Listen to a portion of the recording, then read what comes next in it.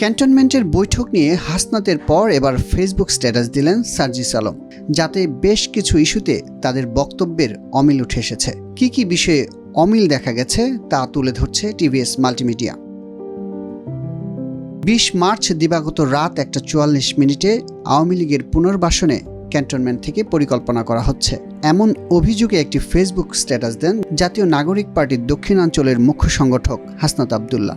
এ নিয়ে রাজনৈতিক সচেতন মহলে রাত থেকেই শুরু হয় ব্যাপক আলোচনা সমালোচনা। এর প্রতিক্রিয়ায় 21 ও 22 মার্চ রাজধানী শাহবাগ সহ দেশের বিভিন্ন স্থানে বিক্ষোভ প্রকাশ করেন জুলাই আন্দোলনের শিক্ষার্থীরা। প্রতিক্রিয়া আসে বিভিন্ন রাজনৈতিক দলের পক্ষ থেকেও।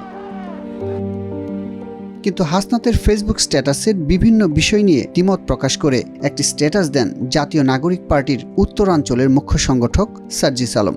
ফেসবুক স্ট্যাটাসে প্রথমে সার্জিস জানান, সেদিনের বৈঠক আয়োজিত হয়েছিল হাসনাত সার্জিসদের আগ্রহেই, এখানে তাদেরকে ডেকে নিয়ে যাওয়া হয়নি। হাসনাতের স্ট্যাটাসে দাবি করা হয় হাসনাত সহ আরও দুজনের কাছে আওয়ামী লীগ পুনর্বাসন নিয়ে প্রস্তাব দেওয়া হয়েছিল, কিন্তু সার্জিস আলম জানান সেদিনের বৈঠকে সেনাপ্রধানের সাথে ছিলেন শুধু হাসনাত এবং সার্জিস। হাসনাত তার স্ট্যাটাসে ক্যান্টনমেন্ট থেকে প্রস্তাব দেওয়া হয়েছে উল্লেখ করলেও এতে দ্বিমত প্রকাশ করেন সার্জিস আলম। হাসনাত তার স্ট্যাটাসে ক্যান্টনমেন্ট থেকে চাপ দেওয়া হয়েছে বললেও সার্জিস আলম বলছেন ভিন্ন কথা। তার মতে সেনাপ্রধান আওয়ামী লীগ না আসলে কি হতে পারে তা বলেছেন। হাসনাতের বক্তব্য অনুযায়ী রিফাইন্ড আওয়ামী লীগে সাবের হোসেন, শিরিন শারমিন চৌধুরী, তাপসের কথা বলা হলেও সার্জিসের বক্তব্যে তাপসের জায়গায় সোহেল তাজের নাম এসেছে। হাসনাত তার বক্তব্যে লিখেছেন, অপরপক্ষ রেগে গিয়ে বলেছেন, you people know nothing, you lack wisdom and experience. We are in this service at least 40 years. তোমার বয়সের থেকেও বেশি। এই বক্তব্যকে ভিন্নভাবে দেখছেন সার্জিস আলম।